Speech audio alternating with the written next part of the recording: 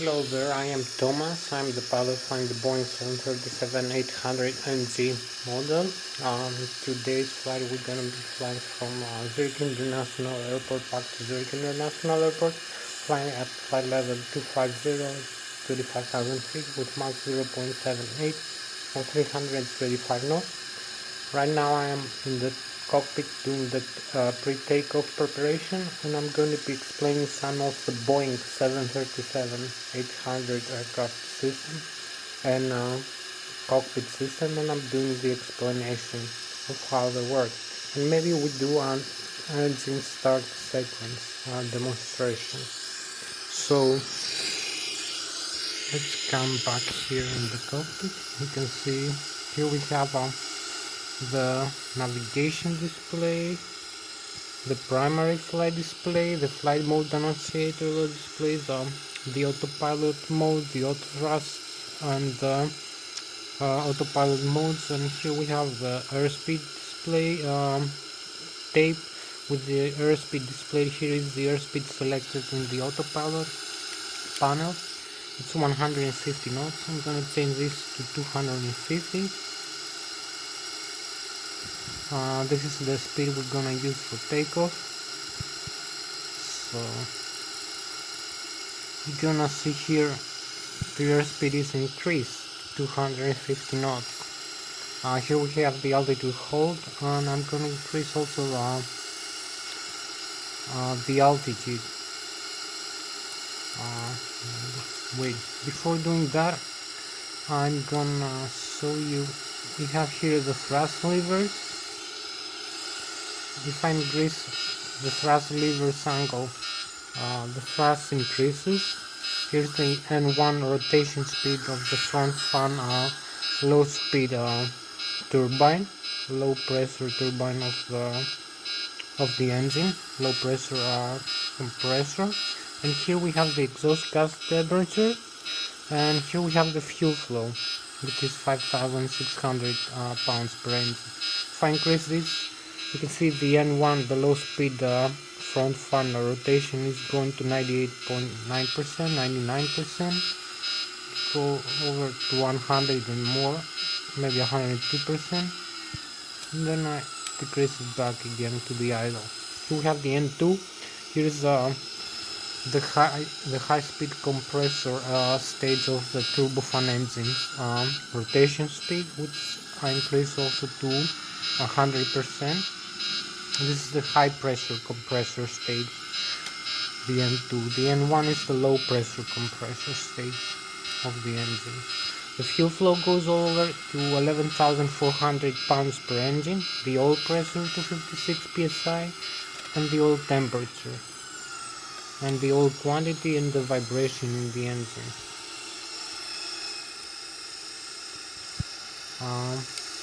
I'm going to be showing you some other modes also.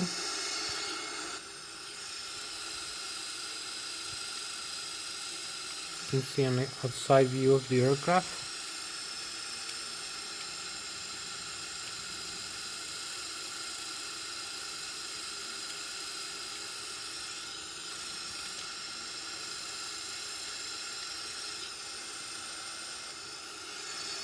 Here I have the control yoke, the control column and control wheel. This is the control wheel which I turn the rudder, I turn the ailerons and the spoilers left and right in each way respectively. So when I turn the control wheel left, the left aileron goes up and the right aileron goes down, and the left spoilers go down. So change the lift between the left and the right wing.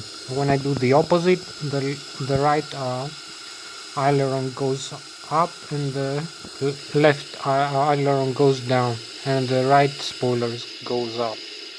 And this makes the aircraft make a bang and roll around its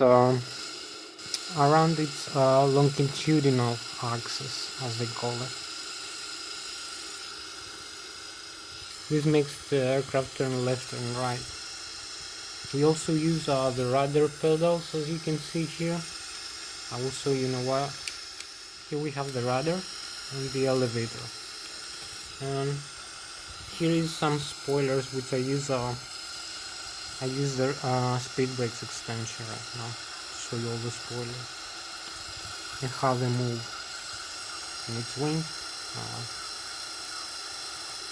the other wing also.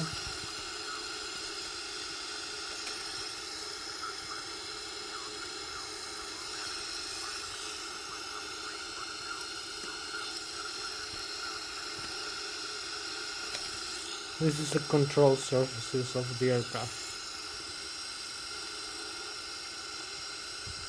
You can see in the wings right here. And the horizontal elevator and horizontal stabilizer and elevator here, which is used to pitch the plane up and down. And here is the vertical stabilizer, rather. So I'm going to be showing you the right over there. I will go back into the cockpit. So we can pitch the aircraft up and down like that, using the control column and the the horizontal stabilizer elevator. And here we have the horizontal stabilizer pitch trim up and down. This is used to balance the aircraft in flight according to its center of gravity, airspeed, angle of attack, and other factors like the air temperature and pressure, and its weight. Yeah, I'm going to be showing you now. This is pitching up and down, and here is you can see how many degrees we can pitch up and down, like 15 degrees up and like I think it's 2 degrees down for this aircraft from 0. For some Airbuses it's like 2 degrees or 3 degrees down also, but this has a position of 0 as many. And this is the takeoff green button we can use for takeoff. And here's the dentons we use for the thrust lever. Here I use now some reverse thrust. You can see the maximum reverse is engaged here in the HACAS, the engine indication and controller system display. I'm gonna take it back to the normal position, the idle. Here's the speed brake lever, and here's the flaps lever, which I'm gonna use like 15 degrees of flaps over here for this flight. Here's the autopilot section that I was telling you about. Here you can see the navigation display. We have the airports around, the waypoints around, the VORS stations, the ADFs. Here right now it's the airport. Here is France, this section. Here is Germany over here, and here is the Switzerland, this section. If I increase the range, you're gonna see more of that.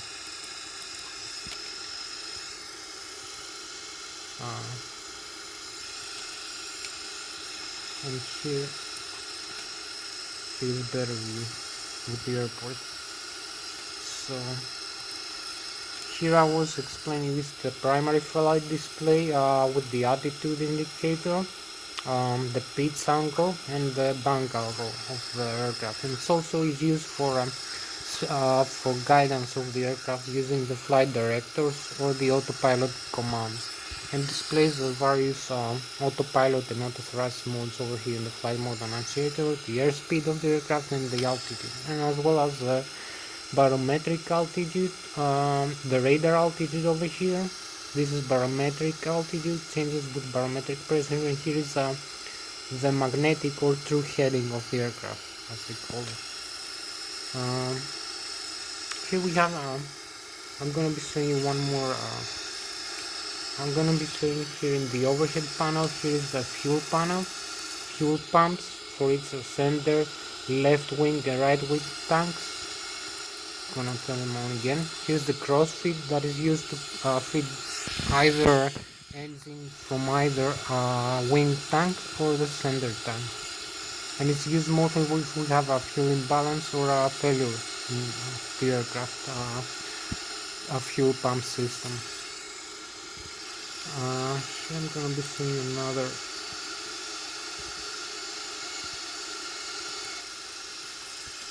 another view. Here you can see the flaps. Remove them up and down. The thrust levers, we have them in the idle right now, and the controller wheels. And I'm gonna be showing another one view. Right here.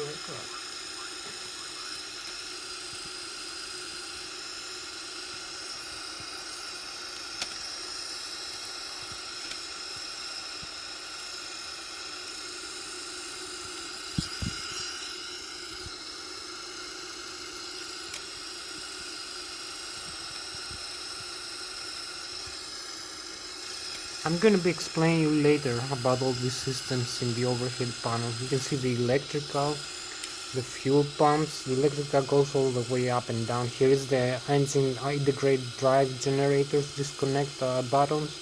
Here is the electrical sources, is either in the IPU or the engine generator integrate drive generator. Here is the battery or transformer rectifier, and here is the APU or generator 1 or 2 or static inverter used for alternating current or direct current, either way. Here is the hydraulic electric pumps, the middle ones, and the engine driven pumps. And here is the engine the cabin pressurization section, which is used for differential pressure of the cabin according to the flight altitude, and is used by opening and closing the outflow valves in the front or the back of the aircraft. We can do this either automatically. We have two controllers, and one automatic, one alternate automatic, and one manual. We can use this switch. This one to open and close the outflow valves, to pressurize or depressurize the cabin, and here is the altitude we fly and the landing altitude to depressurize the cabin. And here is the engine pressure and the APU pressure inside the bleed system that is used to pressurize the cabin, to pressurize the hydraulic system, to supply the air conditioning and ventilation of the system, of the aircraft system. Here we have 0, we have no APU. And I turn back on. Here we have all the bleeds air on. Here is the anti-ice, engine and wing anti-ice. Here is the alternate flight controls, the alternate electrical and display system. Here is the engine start section, which is the engine started, which initiates the FADEX, which is the full authority digital engine control of the engine, and also initiates the engine started in its engine compressor. And here is the fuel lever cutoff levers, which is used to supply or stop the supply of fuel to the engine. And I'm going to be showing you, here is the radio management panel. Here is I'm going to be talking in another section, in another video maybe. We have more time about this. So I'm going back to the cockpit, seat, and I'm going to start very quickly a flight plan. We're going to use here's the fuel we have in its tank. Gonna use menu FMC, the route, so I'm gonna use the initial airport we're gonna start from, the runway. I hope it will display that in one go, yeah, and the destination airport. And here we have it in the map display. Here is the runway we're gonna use for takeoff, and our position in the map.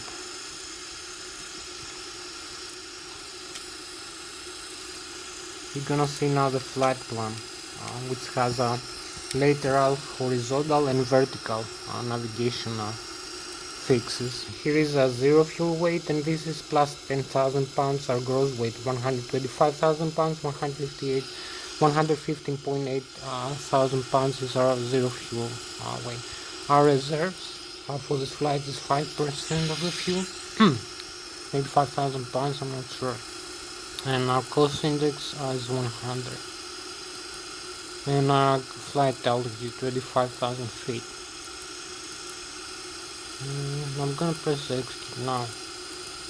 The legs, the departure. I'm gonna use this route to alpha. Here you can see some waypoints being created,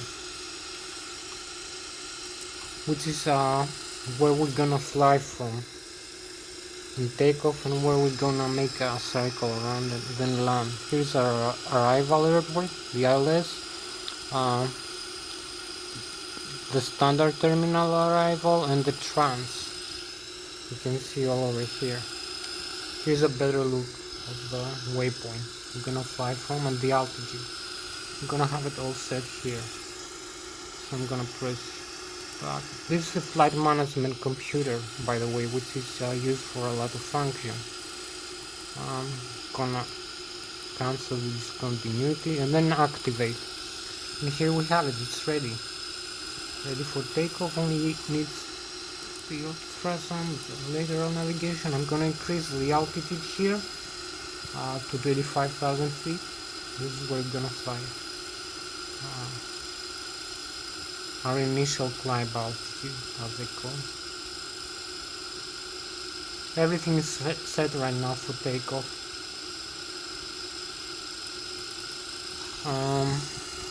I'm gonna use only in the performance here. I'm going to use flaps of 15 degrees. Our center of gravity is 22.5% and our trim up is gonna be 3.53 for this flight. And our V1 is 122 knots, our VR 123, and our V rotate 134 knots. And we have them displayed here in the primary flight display. This is the airspeed we have to reach to take off, 134 knots. Here is our altitude limit. So I'm gonna start now. Disconnect the parking brakes. One more outside view of the aircraft. And the runway. You can see we're ready to take off now. Just touching to the runway.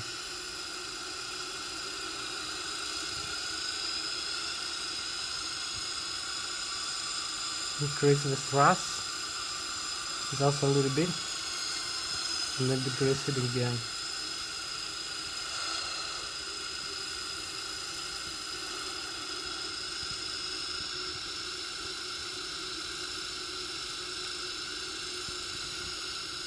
You have to follow this for aligning to the aircraft. You can use the Ilsloc, I'm not sure. No.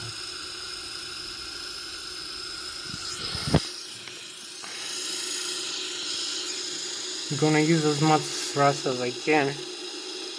Advance the thrust levers all the way forward.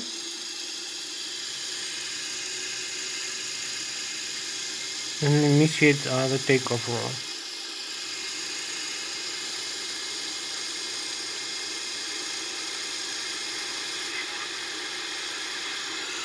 Here we have V1, V rotate.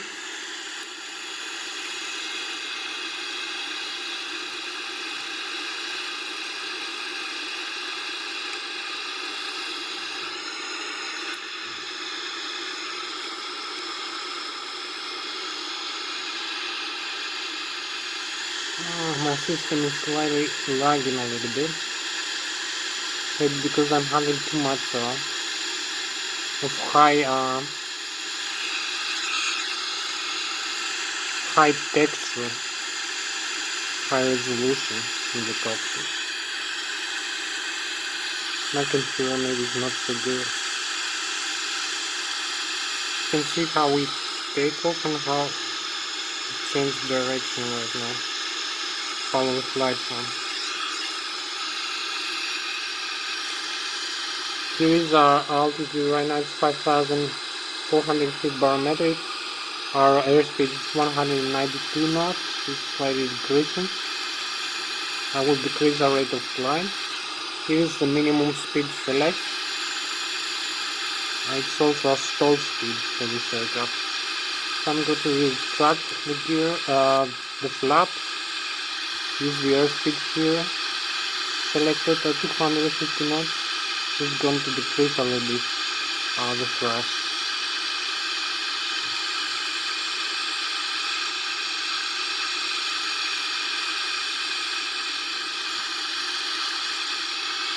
Use the L knob also.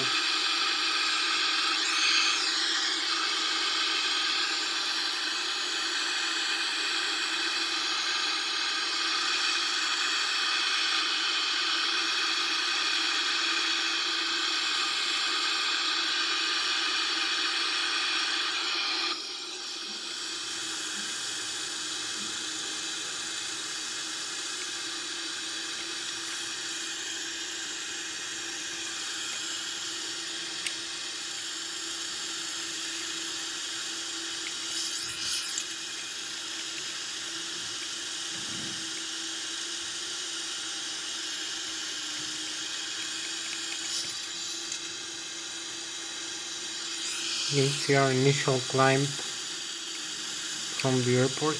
Our aircraft, the Boeing 737-800 model.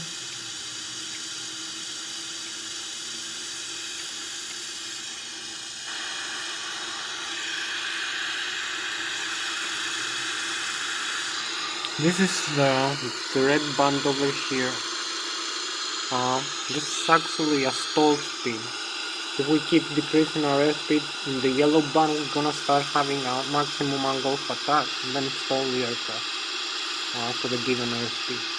It's different for its altitude, aircraft weight, aircraft configuration, and also different airspeed and pressure altitude. It's also affected by the barometric pressure and air density and temperature, because it changes the lift created by the wings, all these factors. So you can create stalls if you go all the way down here in the red band. Also the upper red band is are not exceed speed, because we have the flaps extended right now. So we should not exceed our airspeed above 250 knots. It's Mach 0.427 right now. Our rate of climb, here you can see how many feet per minute we're climbing. It's 4,800 feet per minute. And here is our altitude, 15,530 feet. You can see here again, we have the stall again over here, the stall warning. So I have to be careful not to stall the aircraft. I will decrease the rate of climb a little bit, but trimming down the aircraft nose like that, using the horizontal stabilizer trim. So I'm going to increase my airspeed a little bit, as you can see here.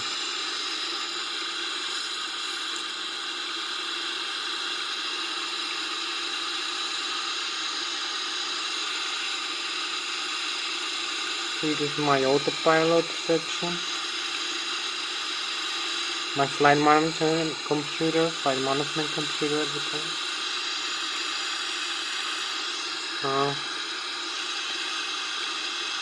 Here's the first waypoint in the maximum altitude we're gonna fly the Nigra. Then is Mativ, we're gonna turn back to the airport. Mativ, Amity, zooming back to the airport. Here you can see how close we can go into the stall speed without stalling. Here's the ground speed, 252 knots. It's greater than the air speed. So you have a lot of tailwind, 35 knots. You're gonna have to level off for a while, so you won't have to stall the aircraft. Here is the primary flight display, flight mode annotator, mode control panel, speed, the auto thrust mode right now, which is used for climbing. It uses mostly a standard, not variable speed, fixed thrust as they call, for climbing the aircraft. You can change the airspeed by changing your rate of climb and your altitude of the aircraft.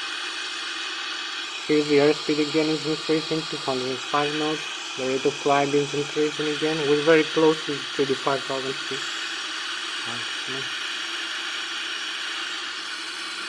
You can see other airports around. Like here's the blue cycle. You can see other aircraft flying around. We have other aircraft display.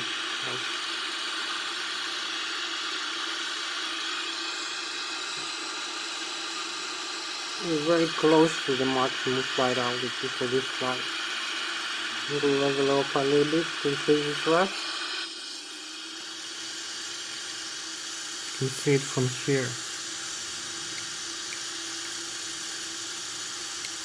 We have some chemtrails from the engines right now.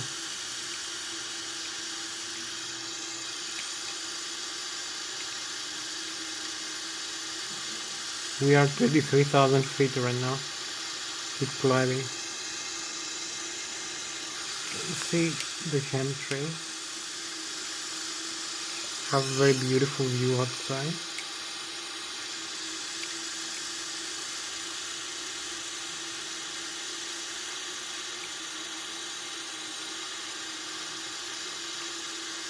Very nice stars over here.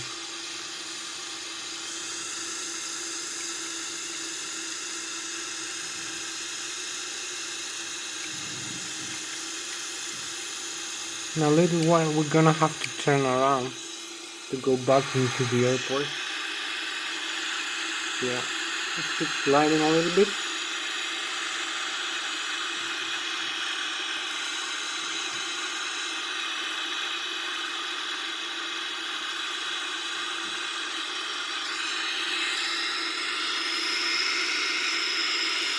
Here we are at the maximum altitude, 35,000 feet. You can see how I hold manually this aircraft right now. Not using the autopilot. Using the autopilot only for indication and for the autocross.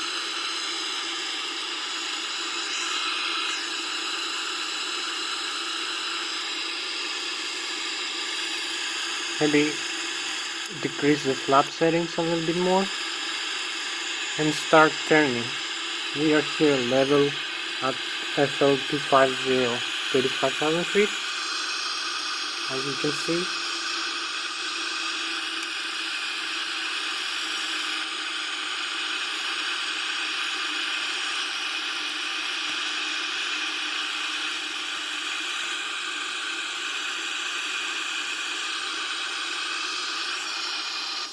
You can see how perfectly level we are right now.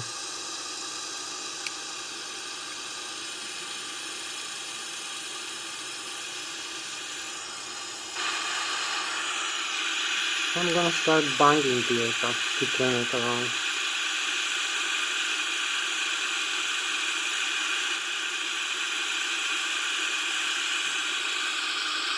Need to turn very quickly.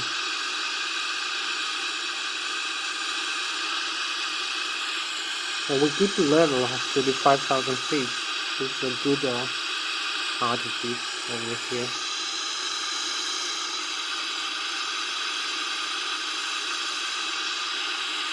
This is our thrust right now, 82.3% N1, which is the low speed compressor stage, the low speed rotor.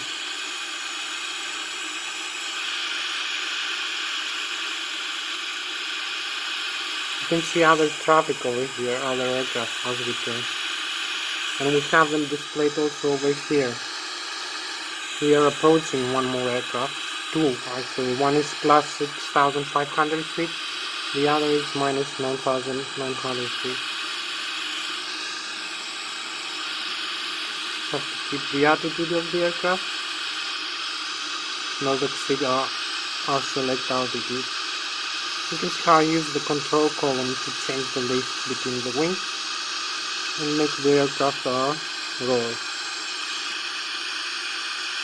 bank roll.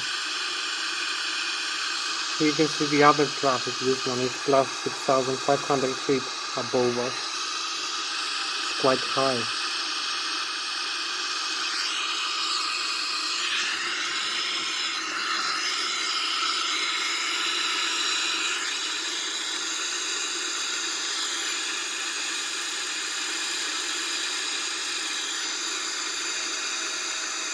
I'm gonna start increasing the thrust in a while. You can see here how we turn around. You can see the other aircraft, the one is plus 6,500 feet, how we bank.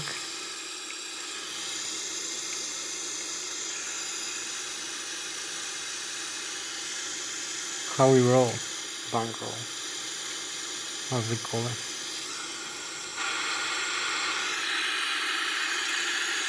I'm gonna use maybe a little bit more of airspeed right now. I'm gonna retract all the flaps and use our maximum airspeed for the return in the airport. I'm gonna use 335 knots. Changing this in the autopilot section. You can see the thrust here is increased 94%.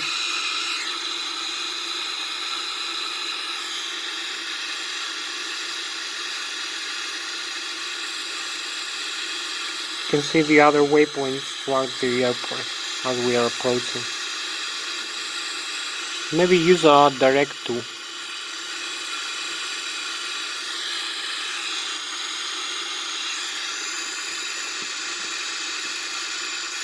So I'm gonna use direct 2 into the airport.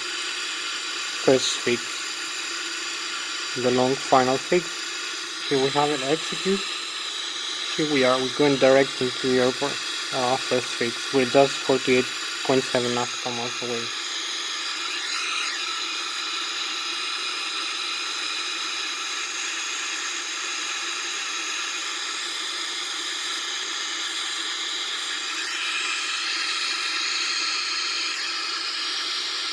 Here I'm gonna increase a little bit the range so you can see all the airport that we're going into, the runway and the fixes.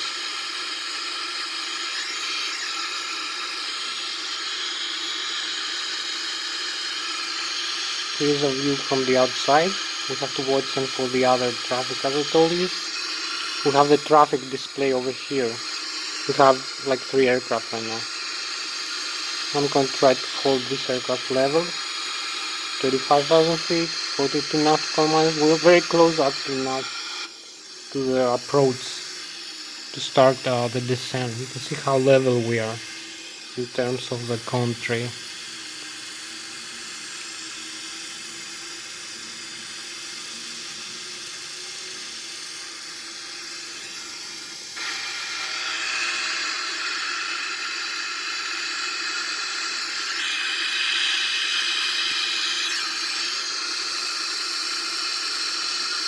So maybe we have to start descending in a while.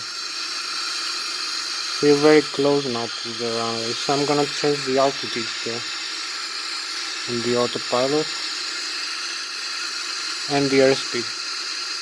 Decrease the airspeed target and the altitude target. And initiate this way at descent.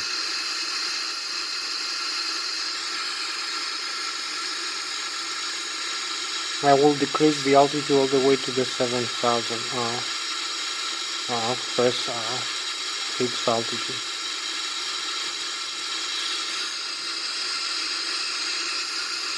So here is the airspeed. We're gonna use some speed brakes here to not exceed our maximum airspeed. This is velocity maximum operating. This is 0.753 Mach right now we're flying into. We're flying with 0.73 Mach, 0.5 Mach, 0.56 Mach 340 knots. So I'm gonna decrease the rate of descent right now a little bit, so we won't have an overspeed warning. Gonna hold level as far as I can, and you can see our descent over here, descent path.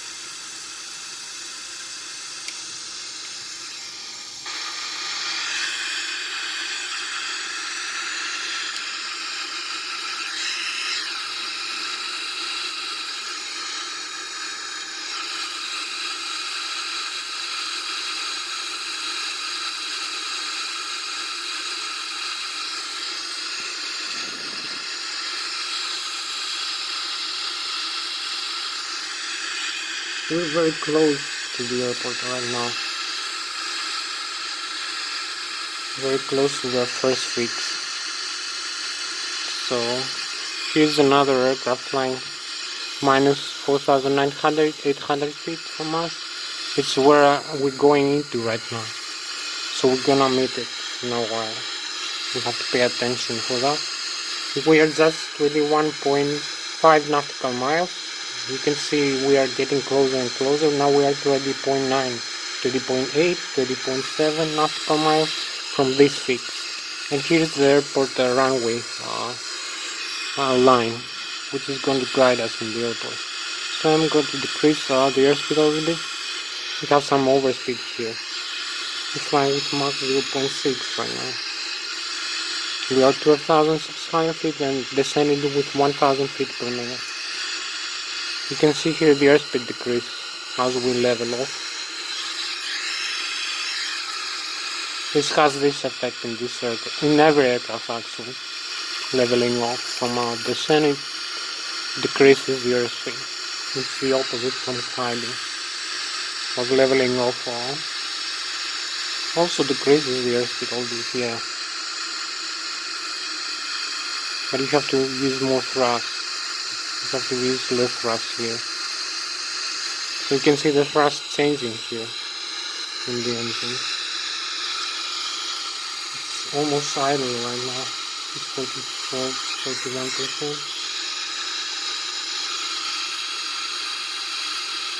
You can see how close we are to the runway.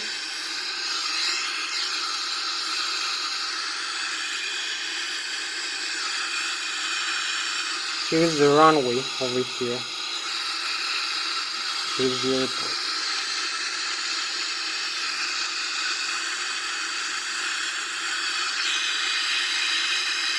So I'm gonna use some speed brakes in a while to slow down the aircraft. Or maybe I'm gonna use the extender navigator. It's a good idea. Maybe change the range over here. So we're gonna slow it down a lot now. Use the landing gear to slow the aircraft down.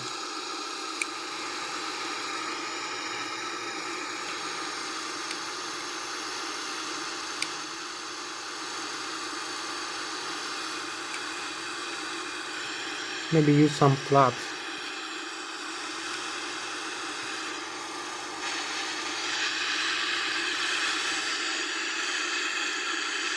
We need to get closer into the runway now.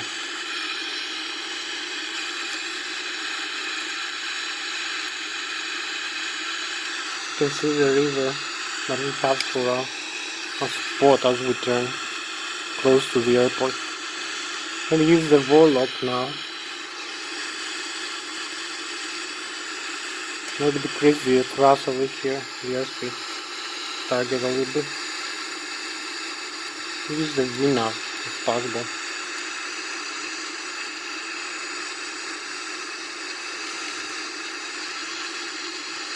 Here we have it. Now we're gonna have a VNAV approach. So we're gonna use the ILS localizer for this landing. We're very close to the airport, as you can see.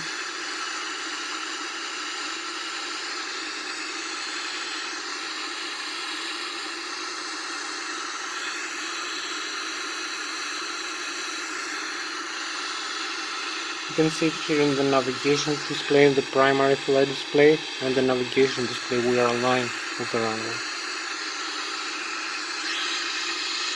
You can also check other factors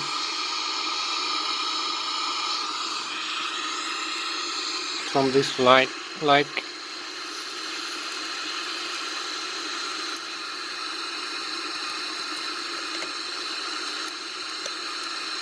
I'm gonna slow down more.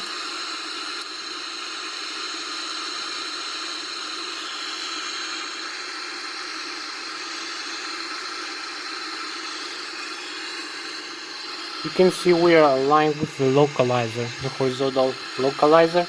Our radar altitude is 1,100 feet above the ground. Our altitude is 2,500 feet, barometric altitude. And this is the horizontal localizer that aligns us with the airport runway, as you can see here in the navigation display. And this is the vertical ILS, as they call it, glide slope that we have to follow as we descend. You can see now we're 900 feet above the ground. Our airspeed is 177 knots, keeps decreasing. We have to use a little bit more thrust right now.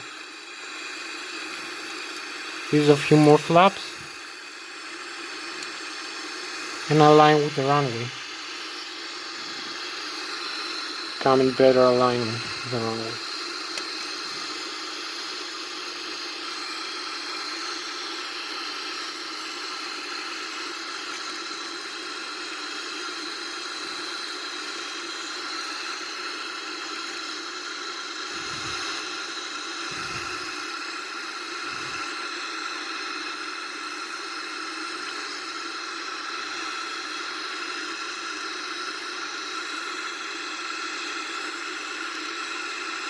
You can see as we get closer to the runway,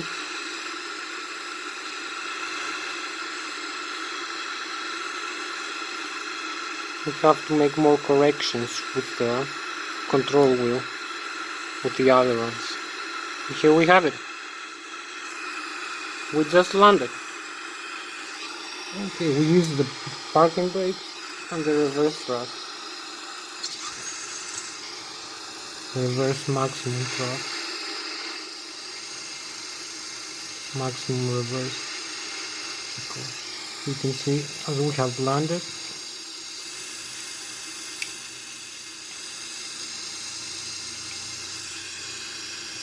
You can see the landing gear is perfectly well, and the nose wheel. There is no damage to the tires or the struts, as they call them. So we can fly again. You can see here the nose wheel and the landing gear. There is nothing damaged. Not tires blown or gone away. So we used maximum realism for this flight. So I'm gonna be showing you now. You can see here is the thrust reverse is open. The reverse door of the thrust reverser is locked right now. You can see our runway, the aircraft, and I'll give the runway here and the surrounding.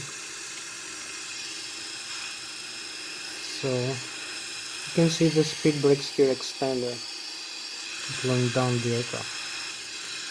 I use these to fly the aircraft for this flight.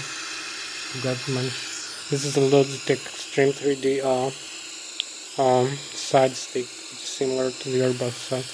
You can use it to bank roll and pitch the aircraft and do other functions like trimming up and down. Use the flaps as well as using the thrust slider as a thrust lever here. You can lock the reverse thrust again. See how low? And we have a maximum reverse 80.9%, 81%. The exhaust gas temperature over here. I have a few more minutes for this video. You can see the high pressure compressor, high speed stage of the turbofan is 86%, the fuel flow 63, 100 pounds oil pressure, 44, oil temperature 88, oil quantity and vibration. You can see how can use very well this extreme 3D side stick to control the aircraft. I can be showing you a little bit more of the systems over here, maybe.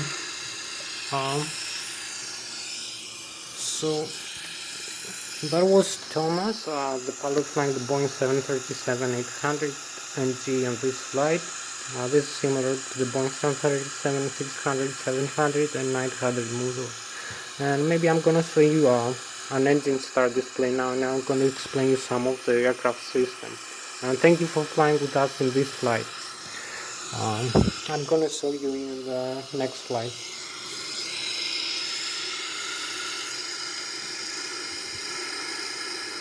I'm gonna be explaining some of the systems here, maybe if we have some time.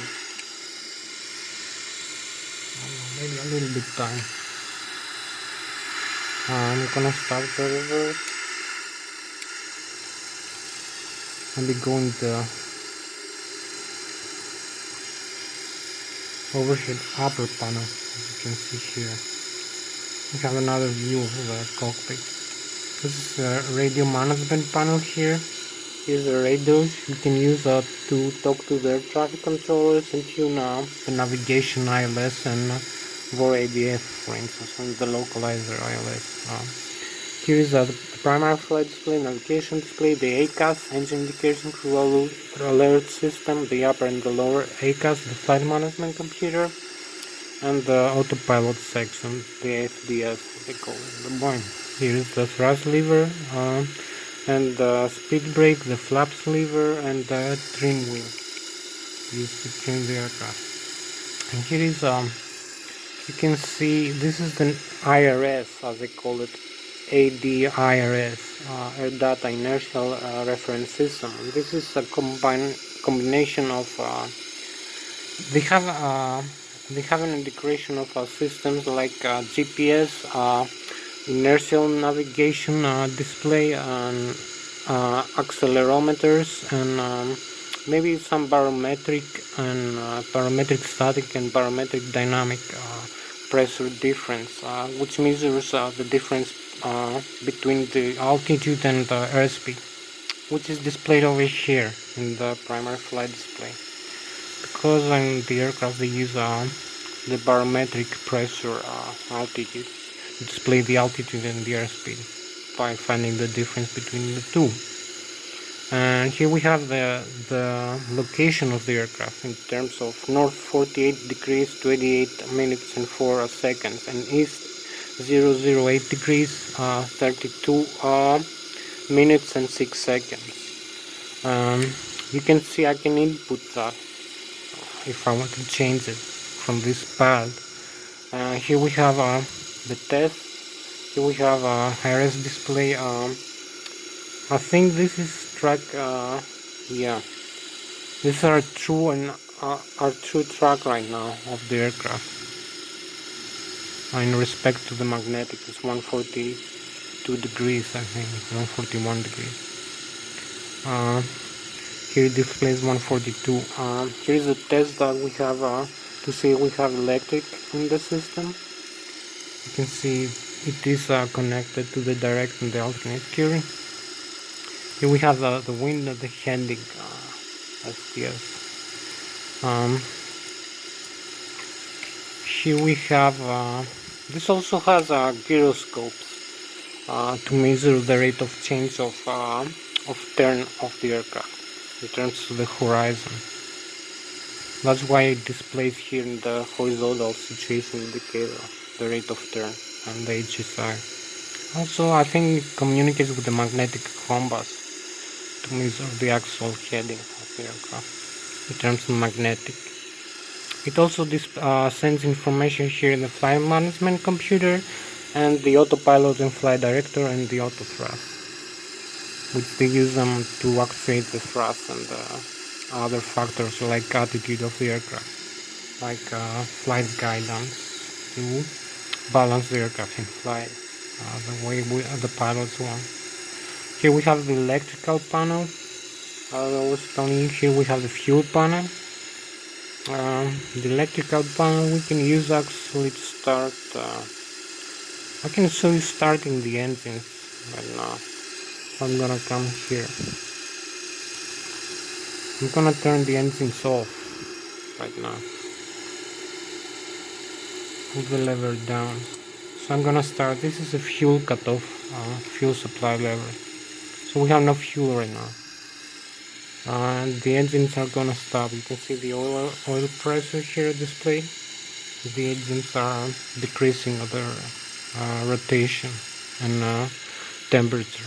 The fuel flow is 0 now. We still have fuel here in the wind tanks. The left and the right wind tank, our center tank is empty. And here is the high pressure compressor. So I'm going to show you now.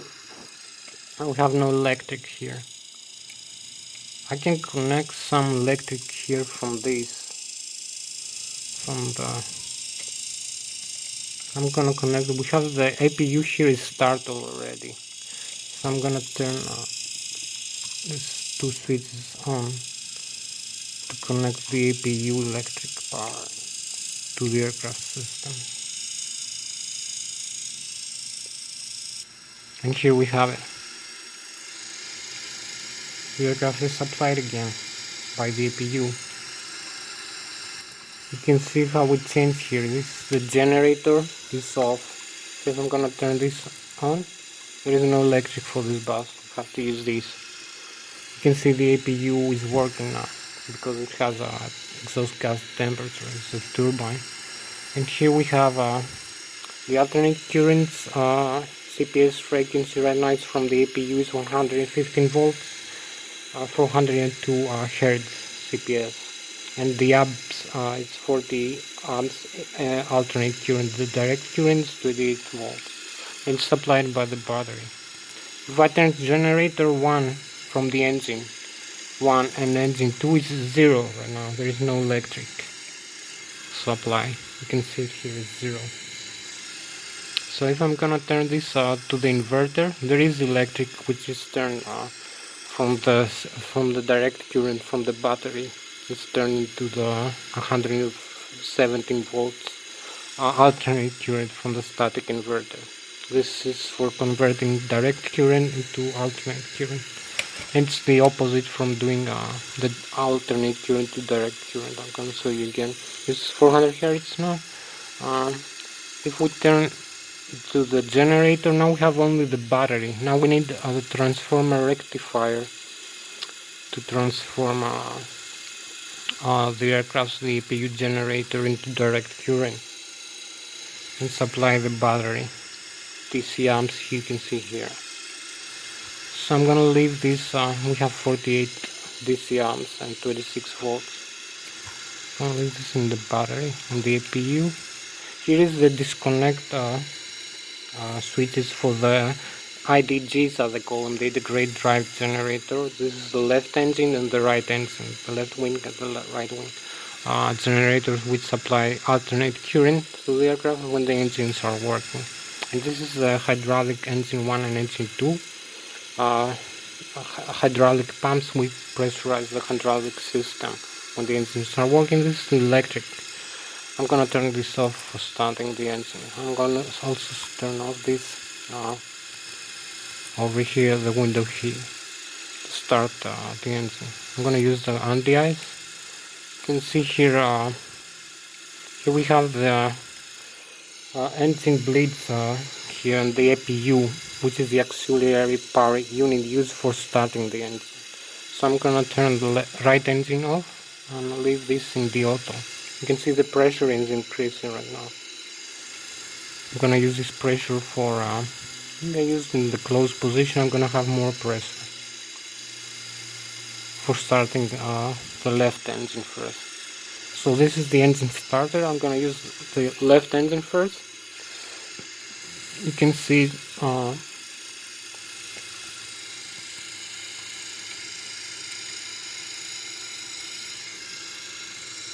see here is increasing the N1 from 0.4 now, 266 degrees to 250 degrees exhaust gas temperature, and the other engine is 0 right now.